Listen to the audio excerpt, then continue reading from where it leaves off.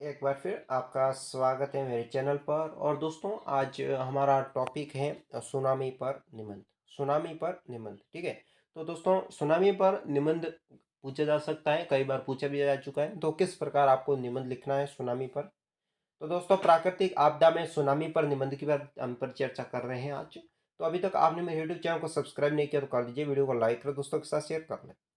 Tsunami किस प्रकार लिखना है, इस प्रकार लिखना है, मैं अब बता रहा हूँ। देखिए, सुनामी एक तरह की प्राकृतिक विपदा है। यह सुनामी क्या है? ये प्राकृतिक विपदा है जो धन जीवन का सर्वनाश करती है, और धन और जीवन दोनों का सर्वनाश कौन करती है? सुनामी करती है। इस प्रकार के तथ्य इसके संबंधित लिखने, तो किस प्रकार लिखे हुए मैं पूरा एक बार बता देता हूँ।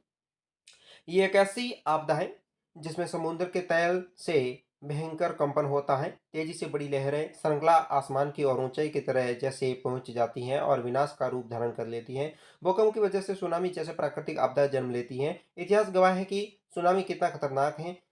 समुद्र की सतह पर उत्पन्न होने वाली लगातार तरंगें, जिसका प्रमुख बिंदु जो पानी में बिल्कुल नीचे उपलब्ध है, उसे सुनामी कहा जाता है। सुनामी के कारण पानी की लहरें का निर्माण तीव्रता से होती हैं। फिर ये जमीन में निकटतम इलाकों पर पहुंच जाती है और इसका कहर बरसाती है। ग्रीक लोगों ने सुनामी का दावा सबसे पहले किया था। दरअसल सुनामी भूकंप की तरह होती है। भूकंप जो समुद्र के तल में आता है उसे सुनामी कहा जाता है। सुनामी समुद्र और महासागरों के में आती है।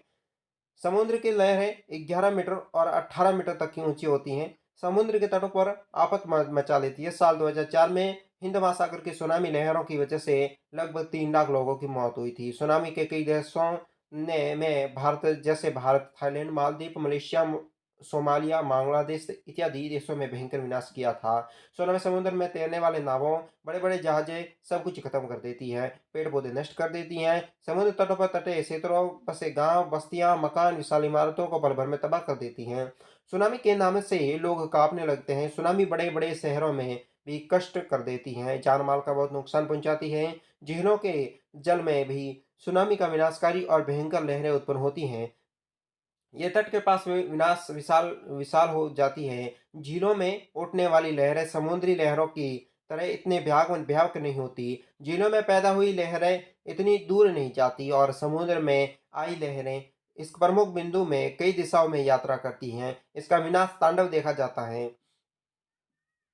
आज तक की सबसे ऊंची सुनामी अलास्का की खाड़ी में हुई है, जिसके कारण एक बहुत बड़ा चट्टान खाड़ी में गिर गया था। लहरों की ऊंचाई करीबन 524 मीटर ऊंची दर्ज की गई थी। साल 2004 में भयानक सुनामी हमारे देश ने भी देखी थी।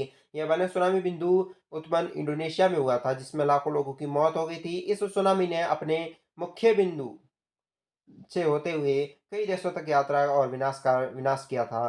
थाईलैंड, मालदीव और बांग्लादेश भी इसके चपेट में आ चुके थे। समुद्र में जल, घर, कार, वाहन एवं दुकानें की जरूरी वस्तुओं सब बहा कर ले गए थे। कुछ लोग पानी में बह गए थे, उनकी मौत हो गई थी। सुनामी कब आएगा, ये किसी के लिए भी पाना बेहद मुश्किल है। जैसा कि सुनामी आती है, मनुष्य के पूर्व पशुओं को इनके आने का आदेशा हो जाता है। इसलिए ये सुरक्षित जगहों पर चले जाते हैं। समुद्र तट के निकट क्षेत्रों में रहने वाले लोगों को जानवरों के बदलते व्यवहारों पर नजर रखनी चाहिए। सुनामी की चेतना और उसका आभास होता है कि लोगों को अपने सुरक्षित स्थानों पर चले जाना चाहिए। जहां तक हो सके लोगों को ऊंची यानी कि सतहों पर आश्रय लेना चाहिए। कुछ लोग बहुत बेवकूफ़ी करते हैं और खड़े होकर सुनामी का भयानक नज़ारा देखते हैं। वो ऐसे दृश्यों में फ़ोटो खींचते हैं और मोबाइल में कैद कर लेते हैं। ऐसे में कई लोग सुनामी जैसे हादसों में बलि चढ़ जाते हैं।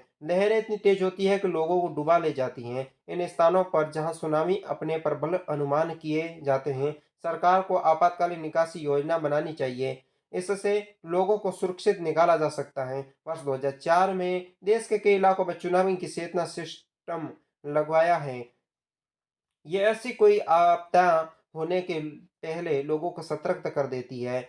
देश को जरूरत है कि एक आधुनिक चेतावनी सिस्टम लगाने के बारे में गौर करे। सुनामी यंत्रों को लगाने से सुनामी जैसे विपदाओं के विषय में लोग को चेतना की जा सके। सुनामी चेतना अगर सरकार द्वारा दी जाती है तो उसे मानना भी जरूरी है। समुद्री तट पर रहे लोगों को भूकंप संबंधी सूचना रहनी चाहिए। समुद्री तट की सारी जानकारी टेलीविज़न, रेडियो द्वारा पहुँचाई जाती है। ये ज़रूरी भी है कि भूकंप कितना तीव्र गति से आया है और कितनी दिशा में जा रहा है। ये सारी सूचना जनमानस के द्वारा ज़रूरी है। सुनामी के समय सुरक्षा किट जैसे पास रखने चाहिए, बहुत ज़रूरी हैं।